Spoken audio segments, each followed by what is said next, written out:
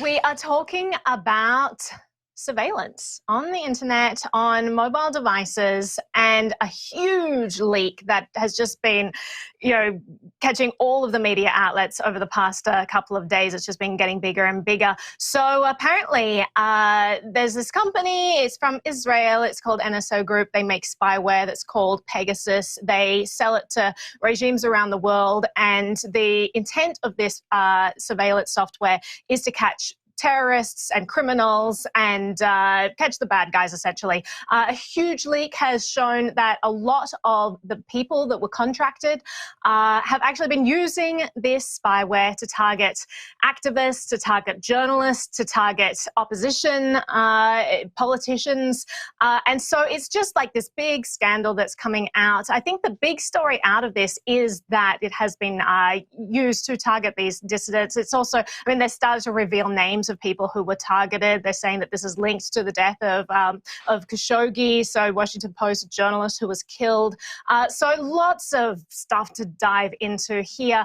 There's a big question about whether or not the governments who use this are spending more money buying spyware for targeting political opponents or targeting criminals. And it just goes to show you, the double-edged sort of surveillance, because we talk about this on the show all the time. We talk about, when the government has the power to target people, do they just go after the bad guys, or are all of us at risk? And it's sort of the point of privacy advocates to say, actually, it becomes this descending slope, and lots of people, anyone who's speaking truth to power, can be a target. So it's a really interesting story that's come out. I'm going to throw this straight to Ben to get your thoughts on all of this. What's your first reaction here?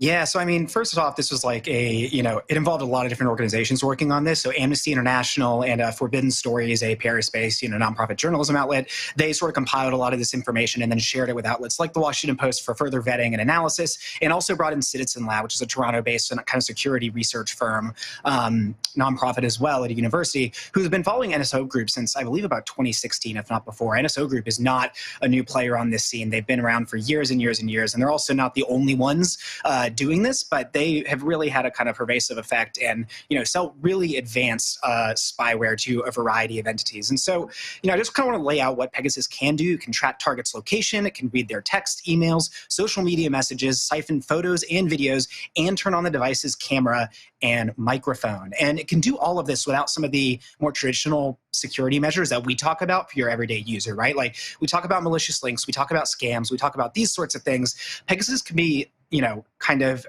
injected into your phone using an SMS.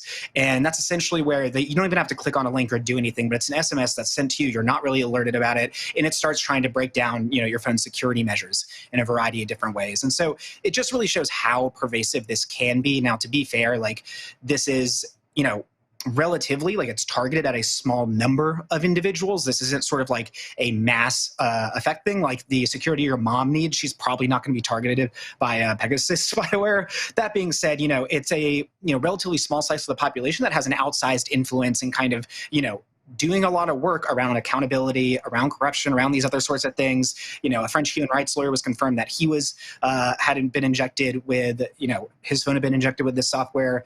And there's just so many kind of trails that go on here. But, NSO Group employees have also, in the past, one of them abused this technology to target a love interest in a variety of different ways. And they've just, had a long line of sort of just, not malicious, but kind of nefarious activities, unfortunately. And so, Jen, I want to pass this over to you to get your initial reactions.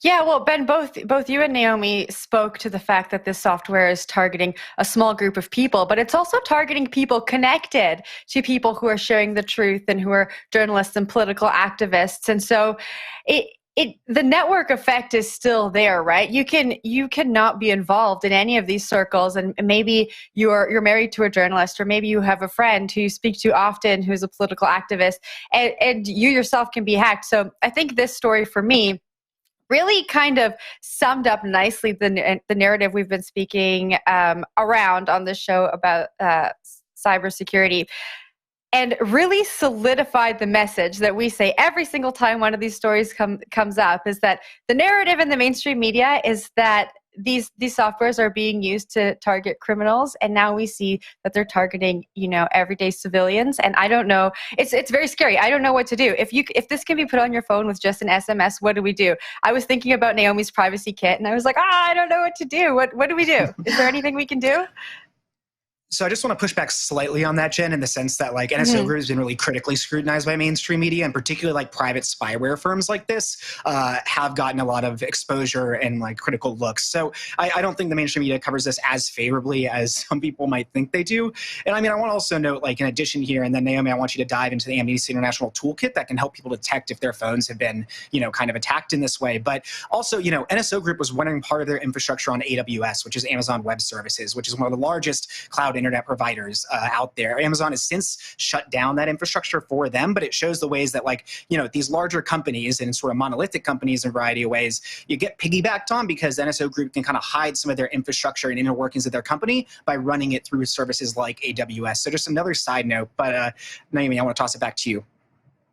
Yeah, so I mean, it's interesting because Pegasus deals with really targeted attacks. They're using 0 days, which basically means some sort of vulnerability in a device that has not yet been used in the wild, so it's unknown, and so they're exploiting that. Once it's used, it means 0 days since it's been used in the wild, so there's been 0 times that it's been out there. So the idea is using these things that people don't know how to protect against. So it's really, really targeted. And when we say targeted, because again, I want to go back to your point, Jen, about it people thinking that this stuff is being used to target criminals and all of that, because we do hear that rhetoric all the time. We hear it from our own government in the United States.